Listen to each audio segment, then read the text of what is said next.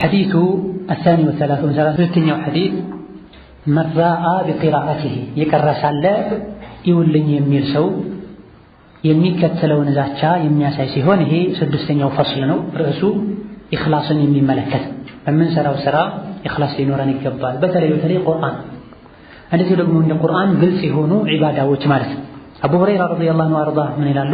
ረጅም በሆነው ሐዲታቸው قال سمعت رسول الله يقول يا الله ملكنيان سيلو سمعتشاچዋለሁ ان اول الناس يقضى يوم القيامه عليه የቂያም ቀን ለመጀመሪያ የሚፈረድበትና እሳት የሚለኮስባቸው ሶስት ሰዎች ናቸው። ነብዩ ሰለላሁ ዐለይሂ ወሰለም فذكر እነዚህ ከሶስቱ መሃልም ተከሱ رجل تعلم العلم علما يتمارى وعلمه ለሌሎችም ያስተማረ وقرأ القرآن قرآنንም የቀራ ሰው ነው። ቀድሞ ፍርድ ከሚሰጥባቸው ሰዎች ማለት አንዱ ይሆን فأتي به መላእክቶች ይዘውት እንደሚመጡ ይደረጋል። فعرفه نعمه الله የሰጠው ኒዕማ الله ይዘረዝርለታል። فعرفها ኒዕማውንም ያውቃል። ቁርአንን መቅራት ዓለም መሆን ለሌሎች ጀህልናን እንዲላቀቁ ሰበብ መሆን ትልቅ የሆነ የአላህ ኒዕማ ነው። ይሄን ሁሉ ኒዕማውን አላህ ተባረከ ወተዓላ ይዘረዝርለታል። فعرفها ብሎም ያምናል። قال فما عملت فيها ታዲያ ሁሉ ኒዕማ ሰጥቼህ ነበረ ምን አደረክበት ብሎ አላህ ይጠይቀዋል። قال تعلمت العلم علما ተማርኩኝ وعلمته ለሌሎችም አስተማርኩኝ وقرأت فيك القرآن ያንተ ብዬ ቁርአንንም ቀራሁ ይላል። قال كذبت ዋሸህ ይላል አላህ ተባረከ ወተዓላ። ሰዎችን የውስጣቸውንም የውጭውንም የሚያውቀው ጌታ አላህ ተባረከ ወተዓላ ዋሸህ ነው። ولكنك تعلمت العلم ليقال ዓሊም አዋቂ ነው እንድትባል ፈልገህ ነው የተማርከው። ቁርአንንም የቀራኸው ደግሞ ليقال ቃሪ ቁርአን ቀርቷል ቃሪ ነው ሓፊዝ ነው እንድትባል ነው። وقد قيل በርግጥም ተብሎልሃል ሌላ ሪዋያዎች ላይ እንዳለው ليقال هو ቃሪ ነው እንድትባል ነው የቀራኸው ዓሊም ነው እንድትባል ነው ዒልም የተማርከው። فقد قيل الدنيا ላይ ተብሎልሃል ثم أمر به ከዛ በኋላም ትእዛዝ ይተላለፋል። فسحب على وجهه ባፉ በፊቱ የተጎተተ حتى ألقي في النار እሳት ላይ እስኪጣል ድረስ መላእክቶች ይጎትቱታል። رواه مسلم وغيره وهذا جزء من الحديث حديث ረጅም ነው። ጂሃድ ያደረገ ሰው እነዚህ ደግሞ ገንዘብ ኖሮ ሰደቃ ሲሰጥ የነበረ ሰው ሲሆን ነገር ግን ኢኽላስ በመጉደሉ ምክንያት በተመሳሳይ ሁኔታ አዱንያ ላይ ቸር ነው እንድትባል ነው የሰጠኸው፣ አዱንያ ላይ ጀግና ነው እንድትባል ነው ጂሃድ ያደረግከው እየተባሉ ወደ እሳት ይወርዳሉ። በዚህ ሐዲስ ነብዩ ሰለላሁ ዐለይሂ ወሰለም ውጩን ያሳመረ ልቡን ያበላሸና ሪያ ያደቃውን ሰው መመለሻው ምን እንደሚመስል ነብያችን ሰለላሁ ዐለይሂ ወሰለም ነግረውናል። ቁርአን የወረደው በመጀመሪያ ደረጃ ነፍሳችንን እናስተካክልበት። የሰው ልጅ ነፍሱ የምትስተካከለው ንያው ሲስተካከል፣ መቅሰዱ ሲስተካከል፣ ጭንቁ አዱንያና ዱንያ ላይ ያሉ ነገሮች የሆነ ሰው በሙሉ አኺራ ላይ ይከሳል።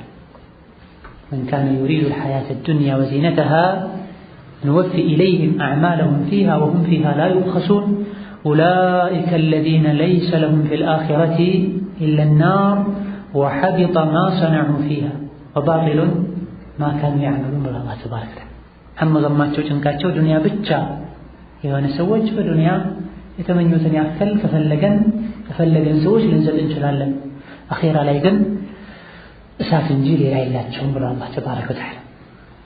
ይህ እጅግ በጣም ከባድ የሆነ የሚያስፈራ ሐዲስ ነው። በሐቂቃ ቁርአን ቀርቶ ዕልም ተምሮ ለሌሎች አስተምሮ የሰው ልጆች ሁሉ ምርጥ የሚባል ከመሆኑ ጋር አኺራ ላይ በመጀመሪያ ተፈርዶበት እሳት ውስጥ ከገባ فما بالنا في غيره إذا በባህር የአላህ ተባረከ ወተዓላ ወሊ በባጥን ግን ውስጥ ላይ በድብቅ የምናመልከው አምላክ ሊኖረን አይገባም። ሐዋችን ስሜታችንን ከመከተል ጥንቃቄ ልናደርግ ይገባናል። አላህ የሚቀበለው ከሥራ በኢኽላስ የተሰራው በረሱል ሰለላሁ ዐለይሂ ወሰለም ሱና መሰረት የተሰራው وقدمنا على ما عملوا من عمل فجعلناه هباء منثورا በጃሂልያ ዘመን የነበሩ ሰዎች ብዙ መልካም ስነ ምግባሮች ነበሯቸው። ይሄ ሁሉ ምንም አልጠቀማቸውም፣ ኢኽላስ ስለሌላቸው ማለት ነው። ሰዎችን ለማስደሰትና የእነሱን ፊት ወደ አንተ ለማዞር ብለህ መልካም ስራ መስራት አላህ ዘንድ ያስወቅሳል፣ አኺራም ያዋርዳል። ለአላህ ብቻ ብሎ መስራት ደግሞ ሰዎች ዘንድም አላህ ዘንድም ያስከብራል፣ ያስመሰግናል። ወለዚነ ጃሃዱ ፊና ለነህዲየነሁም ሱቡለና የኔን ውዴታ ፈልገው እኔን ይዘው የታገሉ ቀናውን መንገድ እንመራቸዋለን ብሏል። ከሰዎች ሁሉ ሞኝ ማለት አላህ ዘንድ የሚያስወቅሰውን ስራ ሰዎች እንዲደሰቱ ብሎ መስራት ነው። ሰዎች ምን ይጠቅሙናል? ደዕናስ ሰዎችን እንተዋቸው፣ እንርሳቸው። የተወለድከው ብቻህን፣ ምን ሞተው ብቻችን፣ ቀብር ላይ የምንቀበረው ብቻችን፣ ሲራጥ የምንሻገረው ብቻችን፣ ጀነትና ጀሃነም የምንገባው ብቻችን። ጀነት የገቡ ሰዎች ከዛ በኋላ ነው ከቤተሰቦቻቸው ጋር የሚገናኙት። እዛ አገሬ ደስ እንዲለው አገሬን እንዳይከፋው ብለን ዋጅብን ልንተው ሐራምን ልንዳፈር አይገባም። ሰዎች ያመሰግኑኛል ይወዱኛል ብለን ቁርአን የቀራን ነፍሳችንን ልናሳምር አይገባም። ከሰዎች ጋር ስንሆን ሌላ ልንሰግድ ሌላ ጊዜ ልንተው ጭራሽ አይገባም። ከሰው ጋር ስንሆን ሰደቃ ልንሰጥ ሌላ ጊዜ ልንተው አይገባም። ከሰው ጋር ስንሆን አኽላቃችን ሊያምር ሌላ ጊዜ ከቤተሰቦቻችን ጋር ስንሆን ከሱ ምንም ከማንጠብቅ ሰው ጋር ስንሆን አኽላቃችን ሊበላሽ አይገባም። ላ የንጁ ኢለል ሙኽሊሱን ሰው ልጆች በሙሉ ውርደት ይጠብቃቸዋል ሙኽሊሶች ሲቀሩ ተብሏል። ኢኽላስ ሐዚዝ ነው። የሚቀሩ ሰደቃ የሚሰጡ ጂሃድ የሚያደርጉ ብዙ ናቸው። ላኪን ኢኽላስ አላህ ተባረከ ወተዓላ ሰጥቷቸው ያሰቡት የሚያገኙ ጥቂቶች ናቸው። የሪያ መፍትሄ ወይም ደግሞ መድኃኒቱ ሰዎች ምን የሚለውን ነገር ከልብ ማውጣት። ሰዎች አይጠቅሙም አይጎዱም። ላ የምሊኩነ ለከ ነፍዐን ወላ ضር። አንተን በተመለከተ እዚህ ጋር ያለው ግድግዳ ይሁን ወይም ደግሞ ከፍ ይሁን ሰው ይሁን ላንተ መሆን አለበት። እዚህ ደረጃ ከደረስክ ኢኽላስ ይስተካከላል። እዚህ ጋር ሶላት እየሰገድክ ሳለ ተገበህ ያለችዋ ላም ባላሳምር ምንም አያገባትም። አሳምርሃል ብላ አጅር አትሰጠኝም፣ አበላሽተሃል ብላ አጅሬን አትቀንስም ብለህ አምነህ እንደምንም ከምንም ሳትቆጥራት እንደምትሰግደው አጠገብህ ያለው አባት ይሁን ወንድም ይሁን ጓደኛ ይሁን ለአንተ ጥቅም ከማስገኘት አንፃር እሱም እንስሳውም አንድ ናቸው። እሽተግል ቢረቢ ናስ ወትሩክ አናስ። ጭራሽ መፍትሄ ያጡ እንደሆነ አላህን ተባረከ ወተዓላ መለመን ነው፣ ዱዓ ማድረግ ነው። ሲጀምሩ ስራውን ለአላህ ብሎ መጀመር ነው። ጅምር ላይ ለአላህ ብለው ጀመረው መሀል ላይ ሌላ ነገር ከገባ አስወግዶ መቀጠል ይቻላል፣ ስራውም ችግር የለውም። ከመሰረቱ ጀምሮ ግን ለሌላ ነገር ብለው ከጀመሩት ስራው ተቀባይነት የለም። ይሄንም ብሎ ረጀብ ረሒመሁላህ ተዓላ ጃሚዑል ዑሉም ወልሒከም ላይ የሰለፎችን አስተያየት በዚህ ዙሪያ በሰፊው ዳሰዋል።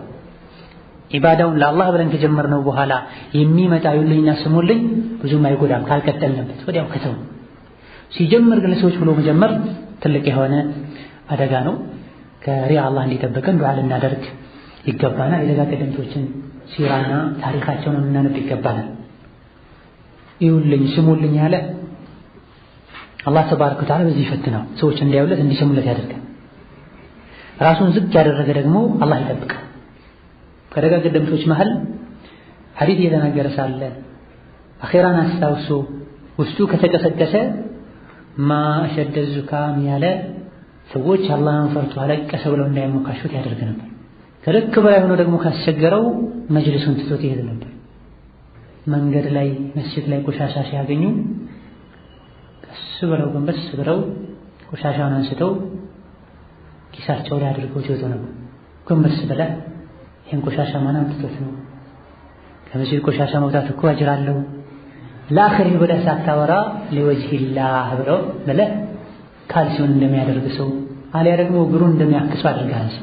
በላክሶ ነው ዛሬ ምንም የማይቀራውን ቁርአን የመኪናው ጠብሎን ላይ ዳሽቦርድ ላይ አስቀምጦ ፀሐይ ሲያስመታው ታያል። ذكر የማይሉበትን 5 ሜትር ሱብሃ እጃቸው ላይ ተሸክመው ሲሉ ታያቸዋል። ኢላ ገይሪ ዛሊክ ደጋ ቀደምቶች ወንጀላቸውን ከሚደብቁት በላይ መልካም ስራቸውን ይደብቁ ነበር። ዛሬ አክሶናል ነገሩ። الله يخلص. الحديث 33 القرآن حجة لك أو عليك. 33ኛው ሐዲስ القرآن حجة لك وعليك القرآن أنت يمسكر لها وين يمسكر بها من الحديث ሲሆን حديث أبو مالك الأشعري رحمه الله تعالى ورضي عنه يسأل لك الحديث وقال يا صحابي قالوا قال رسول الله نبي بلوال والقرآن حجة لك وعليك القرآن أنت يمسكر لها وين يمسكر بها كل الناس كل يسولج يغدو على ذلك تنستو كبيت يوتا فبايع نفسه نفسه يشتال كلهم فمعتقها يتوسلوا شتو ነፃ ያወጣታል ለአላህ ሸጠው አው ሙቢቁሃ ወይም ደግሞ ለሸይጣን ሸጠው ደግሞ ነፍሳቸውን እንድትጠፋ እንድትከስር ያደርጓታል አሉ ረዋሁ ሙስሊሙን ወገይሩሁ ሙስሊምና ሌሎችም የዘገቡት ሐዲስ ነው። ቁርአን የተከበረ የአላህ ተባረከ ወተዓላ ቃል ከአላህ ጋር የተያዘ ነገር ሁሉ የተከበረ ነው። የተከበረውን ቁርአን አዘውትሮ የቀራ ሰው ለህይወቱ መመሪያ ይሆናል፣ ለልቡ ስንቅ ይሆናል፣ ለበሽታውም ፈውስ ይሆናል፣ ቀናውን መንገድም መጨበጥ ይችላል፣ ከጥመትም መዳን ይችላል። ቁርአንን ቸል ያለ ነፍስያው ትጫወትበታለች፣ ሸይጣን ይጫወትበታል፣ ስሜት ይጫወትበታል፣ ሹብሃትና የሚያደናበሩ ነገሮች ሁሉ ይጫወቱበታል። አማ ቁርአንን ጠንክሮ የያዘ ሰው ቁርአን ከጥመት ይጠብቀዋል። ቁርአንን አላህ ተባረከ ወተዓላ ኑር ብሎታል፣ ሁዳ ብሎታል፣ ሽፋ ብሎታል፣ ሲራጥ ሙስተቂም ብሎታል፣ ሩህ ብሎታል። ቁርአን ያልቀራ ሰው ሩህ የለው። ቁርአን ያልተከተለ ሰው ጨለማ ላይ ነው ያለው። ከቁርአን የተጨመቀን እውቀት ያልያዘ ሰው ዓለም ነኝ ቢልም ጃሂል ነው። በቁርአን የተዳደረ ቁርአንን የተናገረ አላህ ተባረከ ወተዓላ ሐቅ ላይ ለመሆኑ መስክሮለታል። በቁርአን የሰራ ሰው አጅር እንደሚሰጠው ነግሮናል። በቁርአን የፈረደ ሰው ፍርዱ ሁሌም ፍትሃዊ እንደሚሆንም ነግሮናል። ወደ ቁርአን የተጣራ ሰው ወደ ቀጥተኛው መንገድ እየተጣራ እንደሆነም አላህ ነግሮናል። ቁርአን እኛ ላይ የሚመሰክረው የቁርአንን ህግ ቸላ ስንል የቁርአንን ህግ ስንጻረር ነው። ቁርአን ለኛ የሚመሰክረው በቁርአን መሰረት ስንተዳደር ነው። ትንሹም ትልቁ ቁርአን በእጃችን ያለ ወደ ሌላ ቦታ ልንሄድ አይገባም። ኸይሩንም ሸሩንም ቁርአን ላይ አላህ አስቀምጦልናል። ኸይሩን እንሰራው ዘንድ ሸሩን እንጠነቀቀው ዘንድ ቀድ ጃአኩም ሚነላሂ ኑሩን ወኪታቡን ሙቢን ከጌታችሁ ዘንድ ብርሃን መጥቶላችኋል። ይጠቅማችሁና የሚጎዳችሁን የሚሆነውና የማይሆነውን የሚያብራራላችሁ መጽሐፍ መጥቶላችኋል። የአላህን ውዴታ የፈለገ የሰላም ጎዳናን የፈለገ ቁርአንን ይከተል፣ ከጨለማ መውጣት ይችላል፣ ቀናውን መንገድ መጨበጥ ይችላል ተብሏል። ወሀከዛ የቁርአንን ፈዲላ ያወቀ ሰው ቁርአንን አዘውትሮ የቀራ ሰው የቂያም ቀን ከጸጸት መዳን ይችላል። አማ ቁርአንን ቸላ ያለና የቁርአንን ህግ የተጻረረ ሰው ስሜቱን የተከተለ ሰው ከቁርአን ህግ ይልቅ የተለያዩ ሰው ሰራሽ ህጎችን ያስቀደምና ስሜቱንም ለዛ ተገዥ ያደረገ ሰው የቂያም ቀን ይጸጸታል። ومن أعرض عن ذكري فإن له معيشة ضنكا ونحشره يوم القيامة أعمى قال رب لما حشرتني أعمى وقد كنت بصيرا قال كذلك أتتك آياتنا فنسيتها وكذلك اليوم تنسى الله كرحمته تبارك وتعالى لترساك يتووان سبب الدنيا لي قرآنا يقرآن هك متولنا شلا مالتنا አይሁዶችን አላህ ተባረከ ወተዓላ ሲተችና ሲያወግዝም ፈነበዱሁ ወራአ ظهورهم ብሏል። ከታቢዒዎች መሃል አንዱ ኢነሁ በይነ አይዲሂም ተውራትና እንጂልን እኮ ወደ ኋላ እንደ ቆሻሻ አልወረወሩትም፣ እጃቸው ላይ አለ። ኢነማ ተረኩ አልዐመለ ቢሂ በቁርአን መስራትን ቁርአንን መከተልን ነው የተውት ብሏል።